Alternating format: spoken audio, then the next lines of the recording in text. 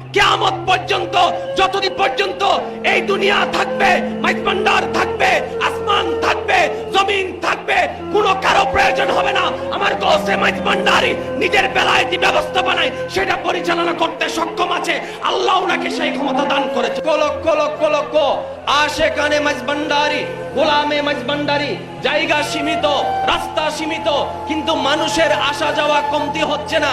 এত বিশাল ব্যাপার, এত বিশাল জমায়েত, না পুলিশের পক্ষে কন্ট্রোল করা সম্ভব, না আর্মির পক্ষে কন্ট্রোল করা সম্ভব। কিন্তু দেখুন চতুর্দিকে সুশৃঙ্খল ভাবে যার যার কাজ শেষে করছে, যার যার জিয়ারত শেষে করছে, নামাজের টাইমে নামাজ চলছে, জিয়ারতে জিয়ারত চলছে।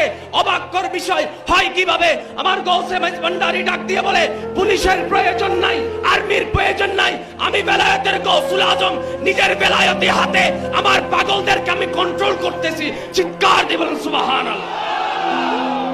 বিশ্বাস আছে কি নাই? একটু মহব্বতের আওয়াজে বলেন বিশ্বাস আছে কি নাই?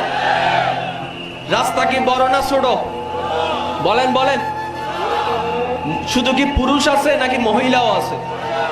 শুধু কি মহিলা আছে নাকি ছোট ছোট বাচ্চাও আছে?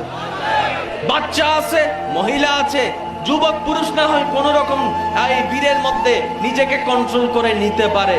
একজন মহিলা, একজন ছোট বাচ্চা বীরের মধ্যে দেখুন নিমিষে চলে আসছে, ডাইনে দেখুন বামে দেখুন।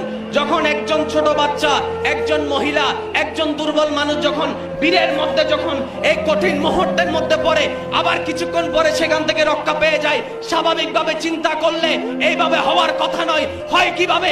একমাত্র গৌসুল আজম মাইজ ভান্ডারির নজর আছে বলে এটাই প্রমাণ করে। শুধু আজ 2016 সালের মধ্যে 10ই মাঘ নয়, কিয়ামত পর্যন্ত, যতদিন পর্যন্ত এই দুনিয়া থাকবে, মাইজ ভান্ডার থাকবে, আসমান থাকবে, জমিন থাকবে, কোনো কারো প্রয়োজন হবে না আমার গৌসে মাইজ ভান্ডারি নিজের বেলায়েতি ব্যবস্থাপনায় সেটা পরিচালনা করতে সক্ষম আছে। আল্লাহ ওনাকে সেই ক্ষমতা দান করেছেন বলে সুবহানাল্লাহ।